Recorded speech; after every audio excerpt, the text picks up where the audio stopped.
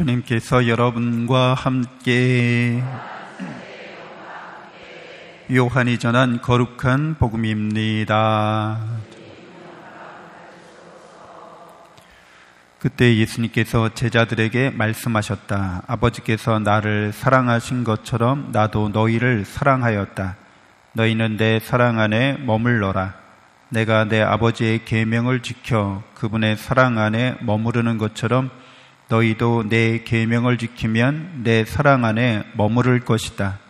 내가 너희에게 이 말을 한 이유는 내 기쁨이 너희 안에 있고 또 너희 기쁨이 충만하게 하려는 것이다. 이것이 나의 계명이다. 내가 너희를 사랑한 것처럼 너희도 서로 사랑하여라. 친구들을 위하여 목숨을 내놓는 것보다 더 큰 사랑은 없다. 내가 너희에게 명령하는 것을 실천하면 너희는 나의 친구가 된다. 나는 너희를 더 이상 종이라고 부르지 않는다. 종은 주인이 하는 일을 모르기 때문이다. 나는 너희를 친구라고 불렀다. 내가 내 아버지에게서 들은 것을 너희에게 모두 알려주었기 때문이다. 너희가 나를 뽑은 것이 아니라 내가 너희를 뽑아 세웠다. 너희가 가서 열매를 맺어 너희의 그 열매가 언제나 남아있게 하려는 것이다. 그리하여 너희가 내 이름으로 아버지께 청하는 것을 그분께서 너희에게 주시게 하려는 것이다. 내가 너희에게 명령하는 것은 이것이다. 서로 사랑하여라. 주님의 말씀입니다.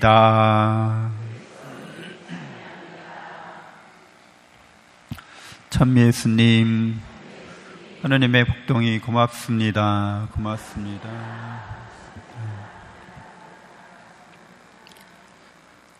네, 예수님께서 우리를 이제 친구라고 부르신다고 말씀해 주십니다. 예수님과 우리 사이의 관계가, 곧 하느님과 인간 사이의 관계가 최종적인 그 관계의 형태가 바로 친구 관계인 거죠. 그러니까 우리를 그렇게 당신과 대등한 존재로 여기신다는 거예요. 놀랍기도 하죠. 그래서 성경에서는 아브라함을 하느님의 친구라고 말합니다. 이 친구 관계를 맺는 데 있어서 주도권이 하느님께 있죠. 하느님께서 우리에게 손을 내미신 거예요. 우리 친구하자. 그 친구하기 위해서 우리를 먼저 사랑하신 거죠. 우리가 하느님을 사랑한 게 아니라 하느님이 먼저 우리를 사랑하셨는데 그 사랑은 완전한 사랑인 거죠. 영원한 사랑인 거죠. 그래서 우리는 영원한 사랑과 완전한 사랑을 하느님께로만 받아요. 하느님 이외에는 어떤 존재에게서도 영원하고 완전한 사랑을 받을 수 없어요. 그래서 인간적인 혈연 관계, 가족 관계 안에서도 영원한 사랑을, 완전한 사랑을 받진 못하죠. 그래서 놀랍게도 부모님의 극진한 사랑을 받고 있는 몸이 허약한 병약한 아이들이 있잖아요. 그럼 형제들 중에서 특별히 부모가 더 사랑을 베풉니다. 나중에 이제 커서 좀 하는 말 중에 놀라운 말 중에 하나는 그때 엄마 나 그래서 상처 줬잖아 엄마가 이렇게 얘기해요. 그런데 그게 무슨 소린가 보면은 이제 부모가 그 병약한 아이를 위해서 지극정성을 다하는데 어느 날은 너무 피곤해서 아이가 하는 말을 건성으로 들을 수도 있잖아요. 그때 엄마 내 얘기 건성으로 듣고 그냥 대응을 제대로 안 했잖아. 그래서 나 상처받았어. 그럴 수 있죠. 그런데 인간에게, 부모에게 그 존재가 완전한 존재가 아니라는 거를, 당연히 완전한 존재가 아님에도 불구하고 부모에게 완전을 요구하는 거죠. 그럴 수 없어요. 인간은 불완전하고 되어가는 존재이기 때문에. 또 부모의 사랑이 영원하지도 않습니다. 자녀의 사랑도 다 그렇죠. 그러니까 하느님의 사랑만이 영원하고 완전합니다. 그래서 하느님께서는 우리에게 선한 것을 주세요. 이걸 전선하다고 하죠. 그러니까 인간이 인간에게 주는 선은 전선하지 않아요. 그렇죠, 여러분들? 혹시 누가 나한테 선물 줬는데 그게 전선한 선물이 되는 경우는 없다고 봐야 됩니다. 그렇죠? 누가 은혜를 베풀고 호의를 베풀고 뭘 베풀어도 뭔가 약간 아쉬운 게 있죠. 나하고 약간 안 맞는 것도 있고 있을 수도 있는 거고요. 그러니까 그 선물은 전선한 게 아니에요. 근데 하느님은 우리에게 전선한 사랑을 베푸는 거예요. 가장 좋은 걸 주신다고요. 그게 뭐예요? 가장 좋은 게? 여러분은 다 하느님을 받은 사람들인 거죠. 하느님이 우리 거라는 거예요. 그게 하느님의 사랑이에요. 그게 우리에 대한 우정이에요. 그렇게 우리를 사랑하기 때문에 기쁨이 넘치게 하려고 하신다고 말씀하십니다. 인간적이고 세상적인 이 삶에서 우리가 완전한 선에 대한 그런 깨달음과 그런 체험이 제한돼 있어서 우리가 그 기쁨을 완전히 못 누리는 것처럼 여겨지기도 하지만 영적인 차원에서 이미 그렇다는 거예요. 우리의 마음의 차원에서는 누구나 다 우리 마음을 지니고 있잖아. 이 마음은 상대적인 거예요. 이 마음이 가볍다 이렇게 말할 때는 마음이 무겁다는 걸 아는 거예요. 그러니까 이건 완전한 가벼움이 아니라 상대적으로 무거운 것보다 좀 낫네 이런 상태를 말하고 있는 거예요.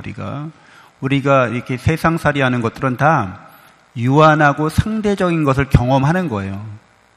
그러니까 뭐가 밝다 그러면은 어두운 것보다 환하다는 뜻이에요. 완전히 밝은 게 아니에요. 뭐 슬프다 그것도 완전한 슬픔이 아니라 기쁜 것보다 감정 상태가 더 안 좋은 상태를 말하는 것일 뿐이에요. 그러니까 이게 다 상대적이고 유한한 거여서 불완전한 거여서 우리가 그 안에서 살아가고 있기 때문에 영원하고 완전한 사랑에 대해서 잘 깨달음을 얻기 어려운데 예수님이 그걸 내가 아버지에서 들은 것을 다 알려주었다고. 종은 주인이 하는 일을 모르지만 친구는 안다고. 그러니까 예수님이 당신을 보아서 영원하고 완전한 사랑을 깨닫고 믿으라는 거예요. 예수님의 사랑은 유한하고 상대적인 그런 사랑이 아니기 때문에 그러합니다. 우리 그리스도인들이 이렇게 하느님의 영원하고 완전한 사랑을 받아서 이제 예수님을 통해서 진짜 하느님을 알게 됐다는 거예요. 아, 진짜 하느님은 우리에게 사랑이 뭔지를 특별히 예수님을 통해서 알려주셨다는 거예요. 예수님의 이런 사람 되심, 예수님의 우리 죄 없으신 분이면서도 우리를 위해서 순환하고 고난하는 것, 그리고 그렇게 죽으셨다 부활하는 이 모든 과정이 하느님의 우리에 대한 사랑을 알게 해주신다는 거예요. 예수님을 통해서 우리가 얼마나 사랑받는지. 하느님은 우리를 사랑하시기 때문에 당신의 외아드님마저 우리를 위해서 내어주신다는 거예요. 그러니까 복받은 사람들이고 영원한 기쁨에 거하는 사람들이 그리스도인인 거죠. 그러한 구원의 진리를 깨달은 사람들, 구원의 은총 가운데 있는 사람들, 그러나 인간의 마음을 지니고 있기 때문에 그걸 유한하게 상대적으로 우리가 경험하는 거예요. 그렇지만 우리 자신이 이렇게 인간의 마음을 지니고 있으면서도 하느님의 마음을 깨달을 수 있다는 거예요. 그래서 인간의 마음을 하느님의 마음처럼, 예수님의 마음처럼 내가 이렇게 유한하고 상대적인 이런 여러 가지 경험들을 하느님의 사랑으로 변화시키는 거, 승화시키는 거, 이제 이게 우리가 하느님과의 친구의 길을 걸어가는 인간의 길이 걸어가야 하는 길이 되는 거죠. 인간적인 마음으로만 살면 안 된다는 거예요. 이게 인간적이고 세상적인 마음만 있어서 내가 영원한 사랑 받고 있다는 거를 내가 깨닫기가 어려우니까 없나 봐 이렇게 생각하면 안 돼요.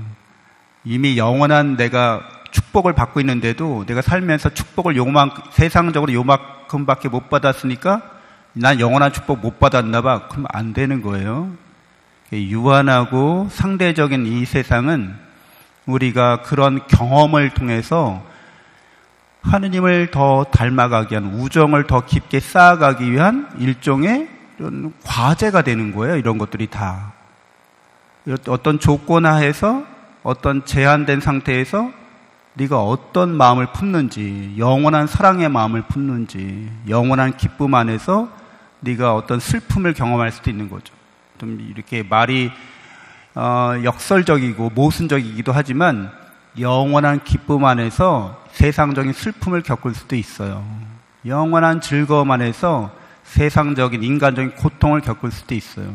성모 마리아 바로 그런 분이신 거죠. 하느님과 함께 예수님과 함께 영원한 기쁨과 영원한 생명을 누리시는 분이시지만 아드님과 함께 이렇게 고난당하고 고통을 겪으십니다. 그런 모든 것들이 다 하느님 안에서 이루어지는, 사랑 안에서, 은총 안에서 이루어지는 일이어서 성모님이 겪으신 그 일들은 그런 과정을 거치면서 더욱더 하느님과 비슷하게 닮아가는 삶을 살아가게 됩니다. 예수님을 따르는 삶이 됩니다. 마티아 사도가 바로 이렇게 예수님이 공생활 시작할 때부터 그분의 죽음과 부활의 사건까지 목격 증인이 되어서 사도로 이렇게 뽑히게 됩니다. 우리들도 하나님의 사랑을 다 아는 사람들, 깨달은 사람들, 영원한 사랑 속에서 지금의 이런 인간의 삶을, 세상의 삶을 살아가는 사도로서, 제자로서 살아가야겠습니다. 잠시 묵상하겠습니다.